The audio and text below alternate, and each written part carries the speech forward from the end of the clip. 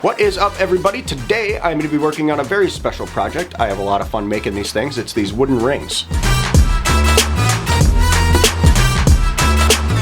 This is actually that ring right here. These things are super fun to make. I've kind of developed my own process of making them after watching a bunch of tutorials and stuff like that. We actually bought one from Secret Wood probably about 2 years ago, and it got lost, and they're very expensive, so instead of buying another one, I just looked into what it takes to make them. It's not that difficult of a process. It is time consuming, it is very tedious, but either way, it always starts with breaking stuff, and that's my favorite thing to do.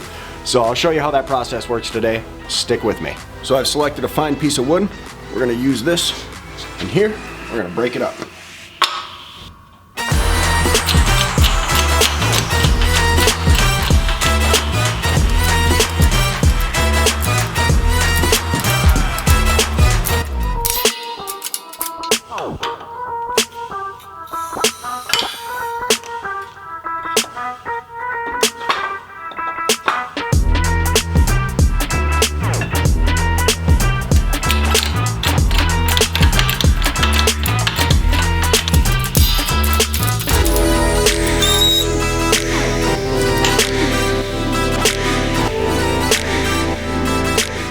Next, what we're going to want to do is take this and turn it into a mold. So we'll do that right now. We're going to need tape, scissors, and toothpicks.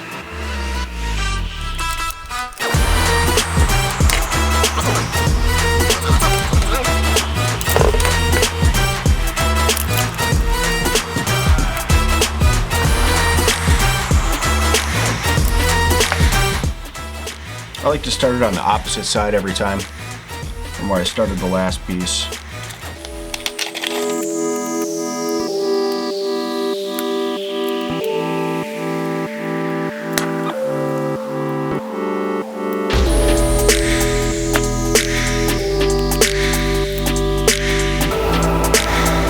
I'm gonna push down these sides, get them stuck real good all the way around. I can tell you that it is very important to tape as far down to the bottom as you can get, because that epoxy stays a liquid for a long period of time. So because it stays a liquid for a long period of time, it has time to travel down through any little nook and cranny that it's gonna find. Any little spot, it's gonna find its way all the way down to the bottom. So you gotta make sure it's really stuck on there good. I will also put a layer of parchment paper on the bottom of my cure tank to make sure that any resin that inevitably does leak out, because it will still happen, no matter what you do, if you make a bunch of these, you're going to have some of them leak. But that prevents it from sticking down to the glass at the bottom, so I can always get them out of there real easy. So there's one.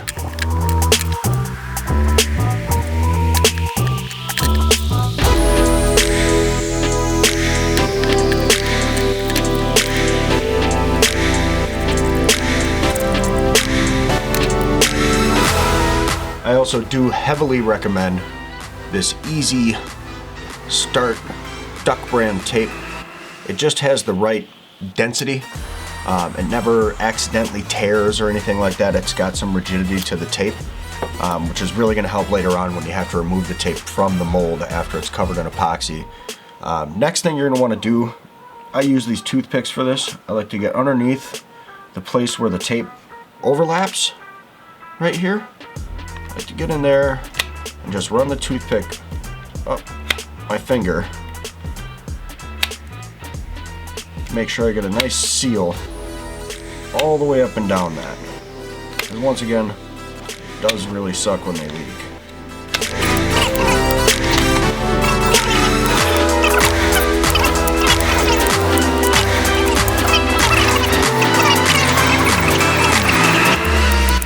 Alright, the next thing I like to do is take wax paper and cover my whole surface in it. So that epoxy gets everywhere when you use it.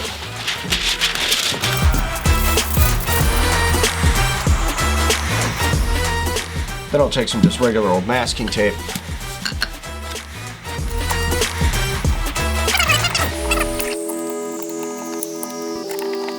So the next things that we're going to need are gloves for sure. This is the resin that I use can be found at Hobby Lobby. Need some mixing cups, part A, B mixing cups, popsicle sticks, our molds. I like to clamp my popsicle sticks down on those, and then also some dies and stuff. All right, so you just mix out even parts.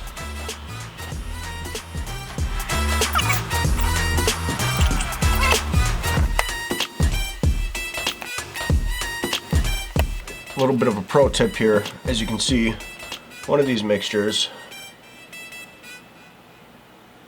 is pretty thick. The other one is really thin.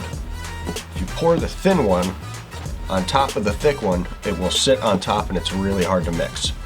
But if you take the thick one and pour that in over the thinner one, it'll want to sink down to the bottom. You get a nice even consistency.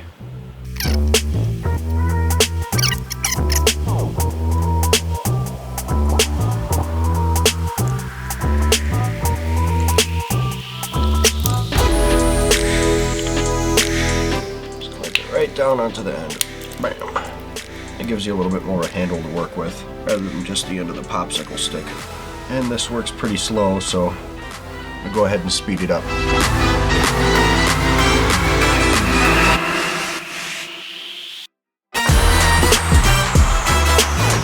Alright, what's very important, what you're going for here, is that the consistency of this, you don't want to see any swirls.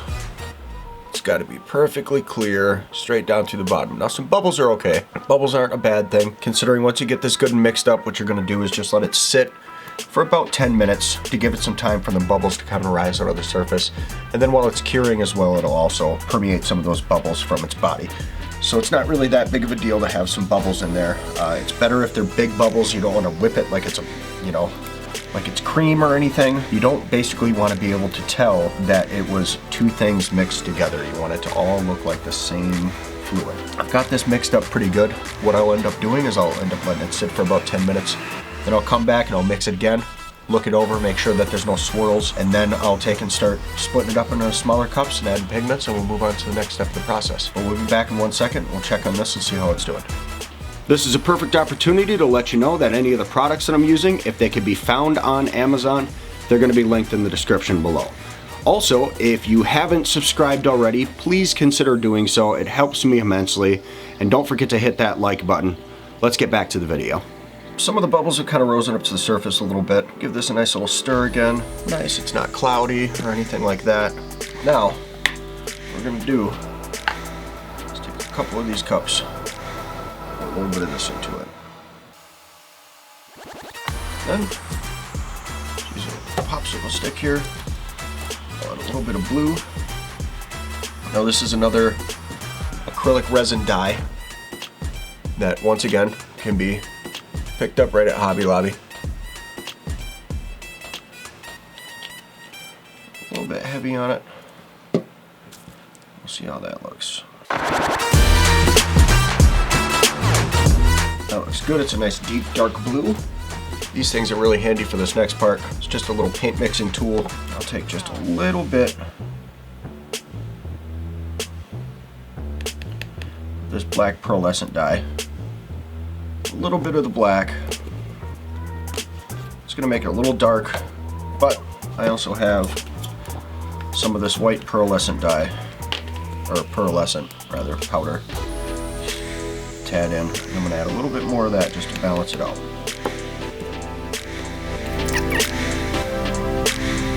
You can see it's a little silvery gray, not a problem. So you only add a little bit to start, in case you do need to thin it out. Looks pretty good.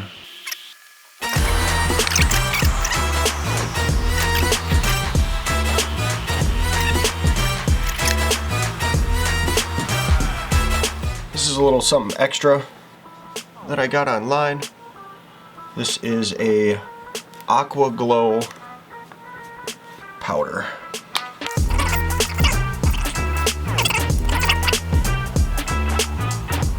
You can see the actual powder itself doesn't alter the color or anything. Only glows.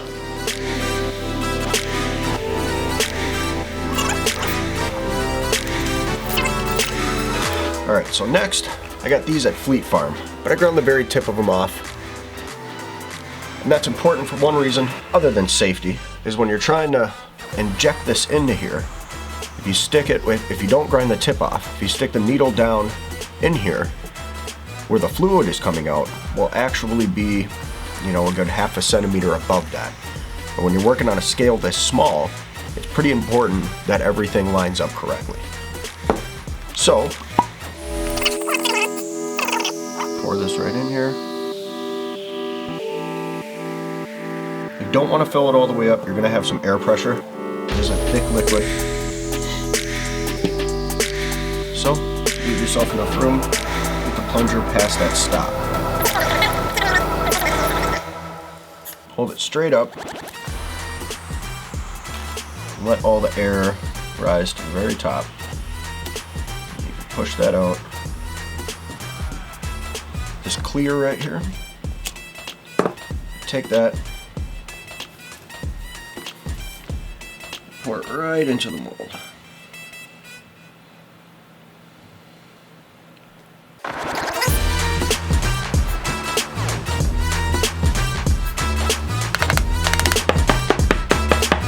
Tap on the bottom of this and we'll get some of those additional air bubbles out of there.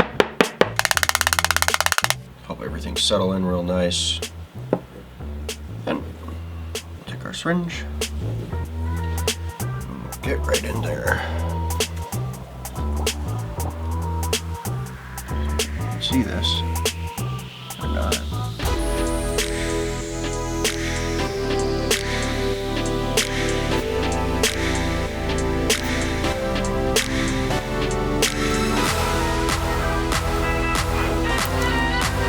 Not sure how much of this will show up on camera. You know, it looks nice already. It's definitely a good sign. It'll turn out nice and well. I'll see if I got enough room for this guy over here.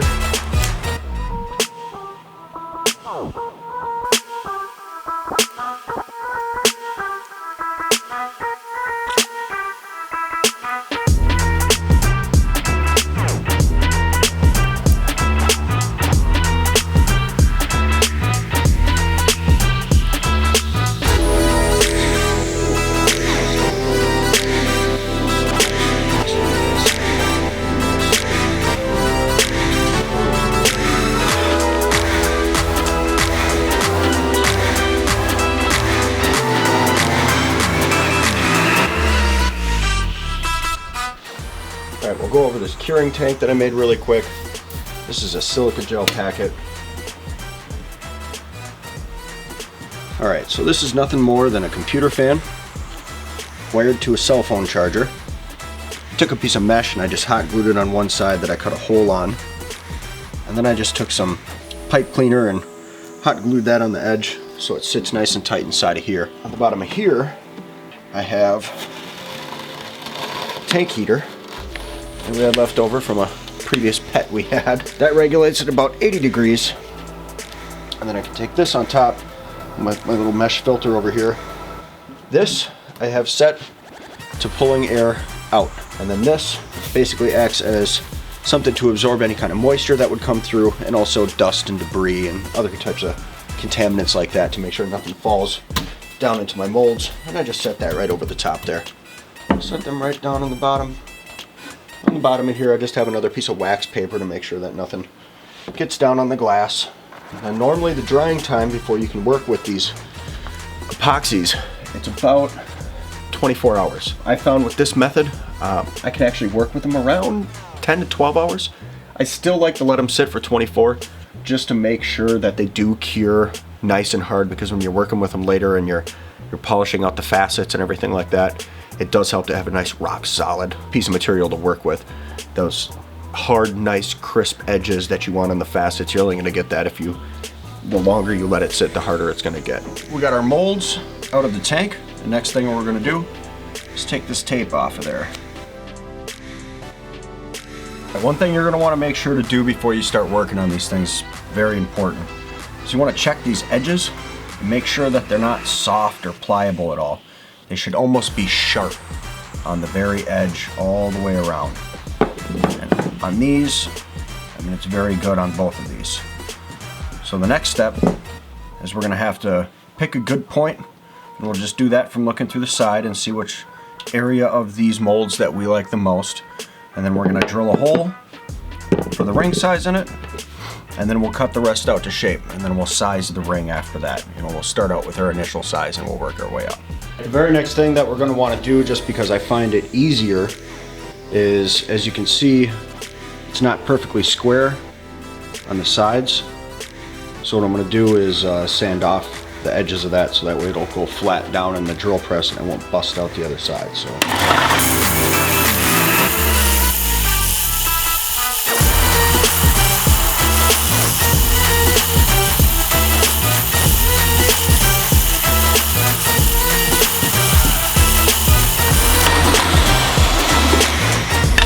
Well, this looks pretty good. Now we can go drilling.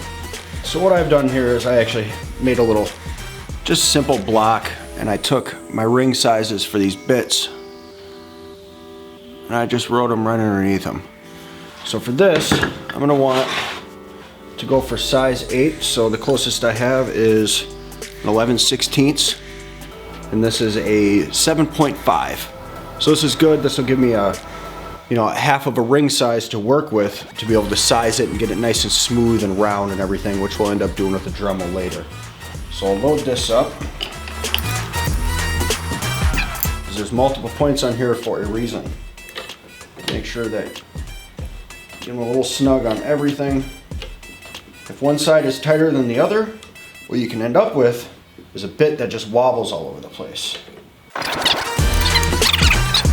Instead of just trying to go straight down to the bottom of it, what I like to do is take another block of wood and stick it underneath here, so that way it can just drill in, and then there's less chance of a blowout on the back of it. Decide a nice clean place for this to come through. I'm gonna say like right here, because there's a little bit of wood right here I want to travel up the side.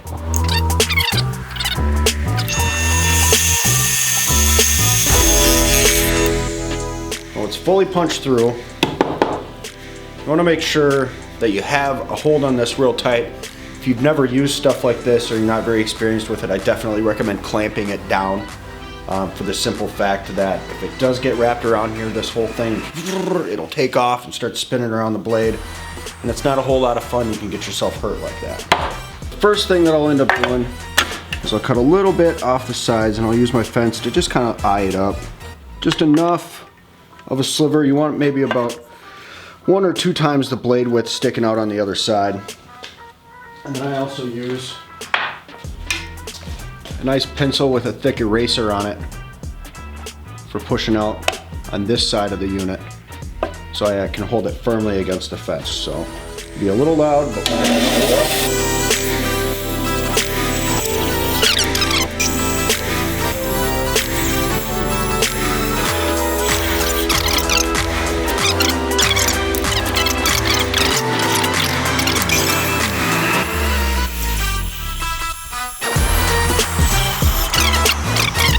now what I'm going to do is I'm going to trim the fat on either side of this. Which,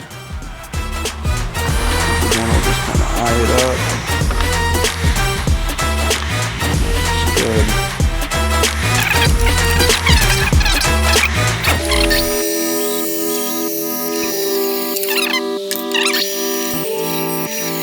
Now for the purposes of making this video, I am not wearing a respirator, but whenever you're working with hardwoods and exotic woods, you always want to make sure that you're wearing some type of breathing protection. These woods can contain funguses and all kinds of stuff that can get in your lungs and be really bad for your health. I like to put a little bit of curve on the back of here so it's less material that I have to remove later.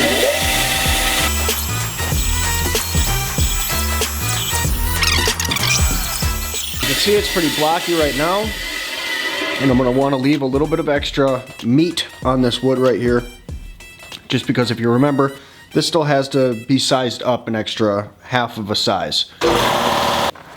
Compressor. So as you remember, yeah, this thing still has to come up another half a size, so we want to make sure that we have enough room to be able to do that. So real quick, I'll just cut up the other one, and then we'll move back over to the sander and show you the next step.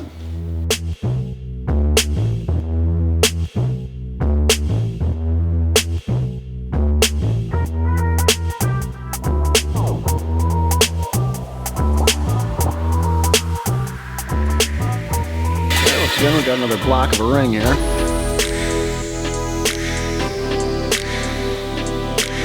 No, not too pretty yet, but it will be.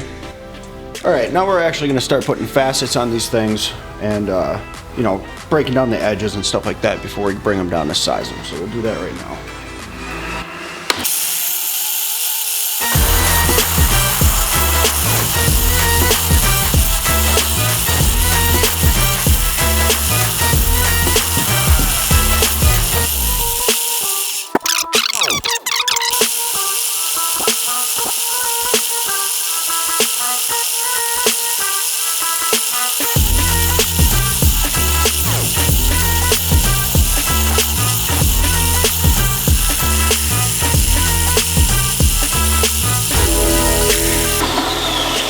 This one's got a little larger top profile on it.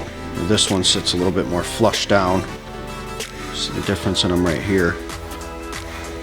But I like both styles. I like the short style and I like the taller styles. Alright, so what I'll do now is I'll end up taking this ring sizer, which actually has the sizes right on it. And I'll check and I'll see where they are right now, which is right about 7.5. And this one also right about 7.5, right where it's supposed to be. I took my Dremel tool and I just clamped it to the side of a table. It's a lot easier than trying to hold it and do this by hand. And now I'll start the sizing and the shaping process. First I'll start with the size and I'll see what I'm going to be left with for that. And I like to kind of decide where this hole is going to be a little bit. I might shift it over a little bit in this one just because I like the way it looks right there. And then I'll end up taking and smoothing off all the edges and all that other stuff with this guy. So start on that right now. I will tell you, it's a good idea. Stick a little garbage can right underneath it. Most of your sawdust from here is going to fall straight down. So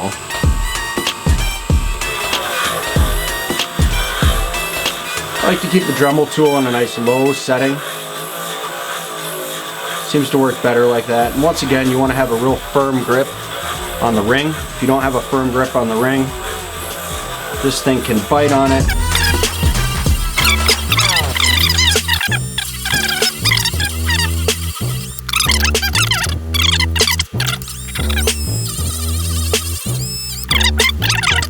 So it's just about an 1/8 there. Flip around to the other side, see if that makes it. Yep, that's just about right. So now we'll start with the shaping process.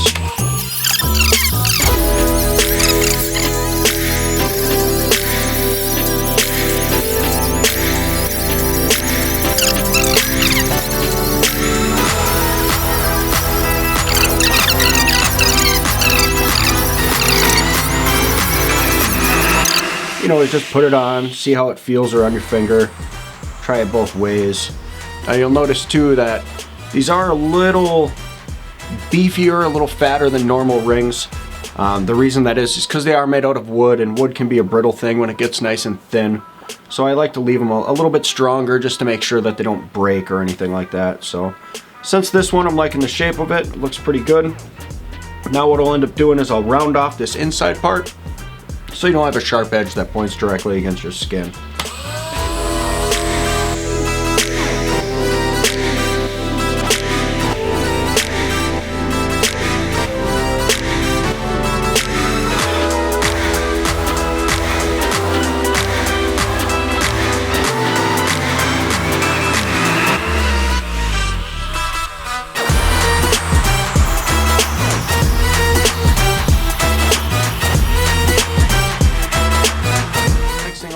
Clean these up with a little alcohol, get all the dust off of them. I have when you use a piece of paper towel or something to clean these things off, you want to make sure that the paper towel or whatever you're using isn't going to leave any dust behind, any little particles or anything like that. So we'll go ahead and do that right now, and we'll get our first initial look at how these rings go.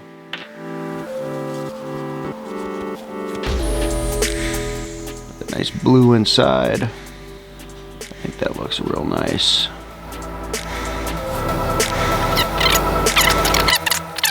Alright, so these are almost done. And I just have a small piece of, this is actually welding wire.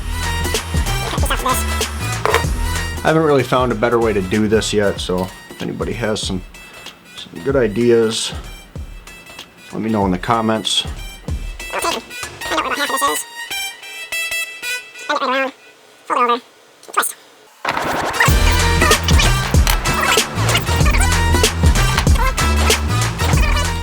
That's pretty solid. I'm happy with that. Go ahead and wrap up the other one real quick.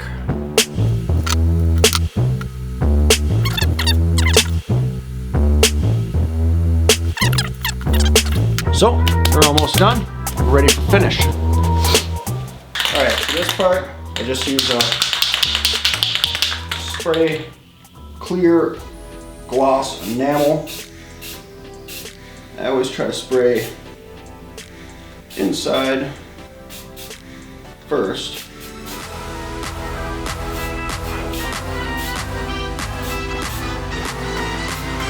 Finish at the top.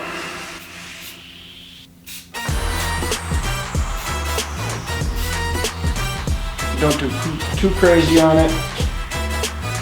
You might need another coat, and that's fine. That's looking nice and clear. Run this down to the dry tank and let that do its finish.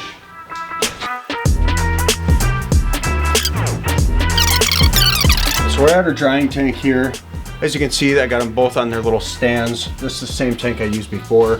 This is actually why I have this piece of real thick paper towel right here.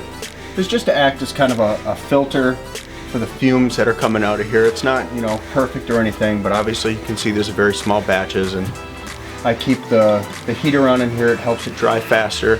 So in about a half an hour, these things will be ready to go, and you know, we'll get a final look at them and see how they turned out.